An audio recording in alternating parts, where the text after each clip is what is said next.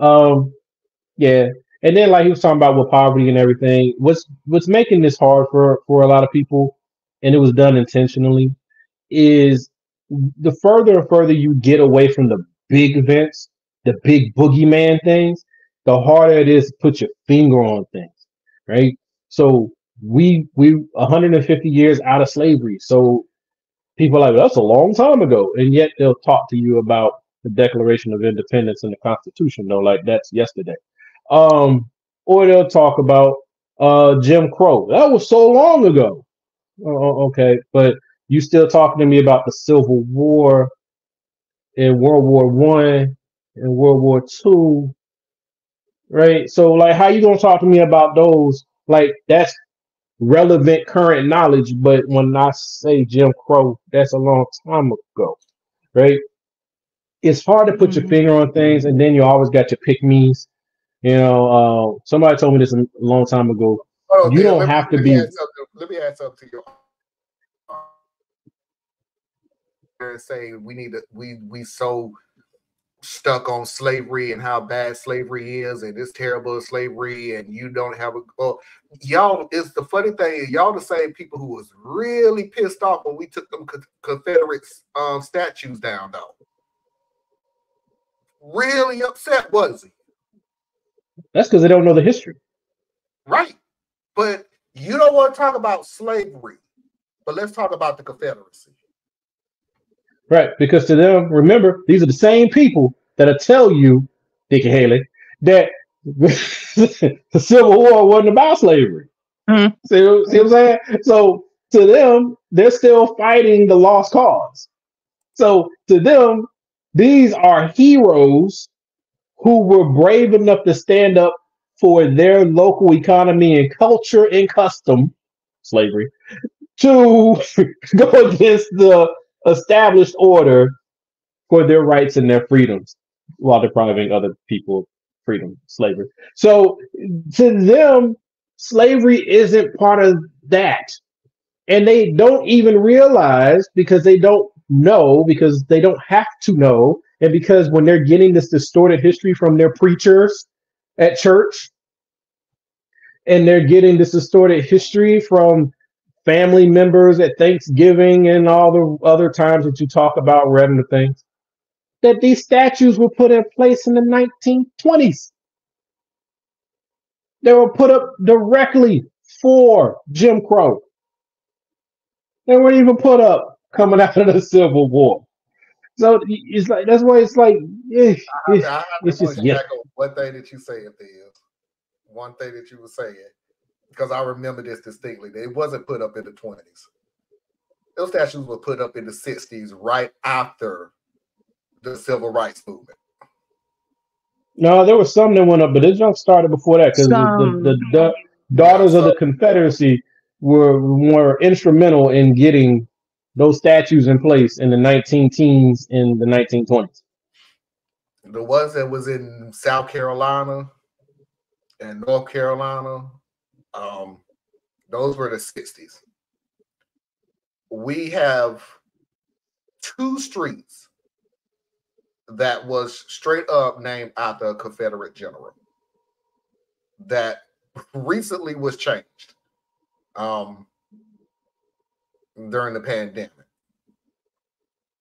If you look on the map of the area, it still has that name. They changed the street signs.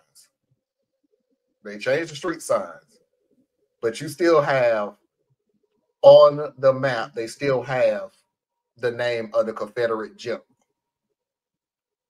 Yeah, but here's why this stuff doesn't work out so well. Okay, one is because we're dealing with a culture. Okay, a culture. Run it back as far as you go. They've been the same. They've been the same before they were doing it to us. They were doing it to each other. Okay, so there's a culture of this mess that's going on. But then the other thing is the American identity has never truly been challenged until recently. And the reason why it hasn't been challenged until recently is because all the other voices in the room were told to be quiet. And now you're getting more voices in the room that are speaking up and telling about their perspective and their lived experience and how this stuff all came to be. while they were told to be quiet in the past. And so the dominant culture in America, the European centered aspect of America, is having to deal with something that it historically has not had to deal with. It was able to be told very positive stories about the abolitionists who fought against slavery. They were told the positive stories about the kindly slaveholders.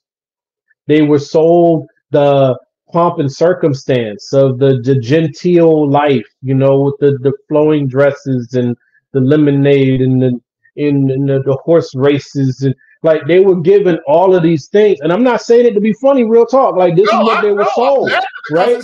You know, yeah, like they were told about how it was safe to walk the streets. You can go out any time of night, and they weren't told about every time, well, not every time, but just about every time that they went and destroyed a black community because a white woman said she was touched, she was actually touched by a white man. But they don't say that part. Okay. But they were only given one half of the story for so long that the fables became facts to them. And now you have all these voices coming in saying, "Now let's correct the record, man. That's not how it went down." Like Robert E. Lee was not a hero. He was a traitor to the country, right? South Carolina, they didn't hide why they were seceding from the nation. They said it was to protect slavery. It's in their constitution, right? They're not taught these things. So when you go up against them, you're going up against all these years of emotional training, and it hurts. And they don't want to deal with it, so they push it aside. What America should have been doing all this time is reconciling itself with its past so that we can continue to build a better future. But it refuses to do that. So now we're at each other's throats, right? Because the world is evening out. The world is flattening, right? So now poor white folks are really poor. Like you were poor before, but you didn't have to feel that you were poor because you had a local manufacturing plant. You had the coal industry sitting right here in your yard. You didn't have to feel poor because relative to everybody around you, you were okay. Now your child got to compete with my child. Worse yet, your child got to compete with a first generation immigrant from Honduras. You know what I'm saying? So we got some issues right now.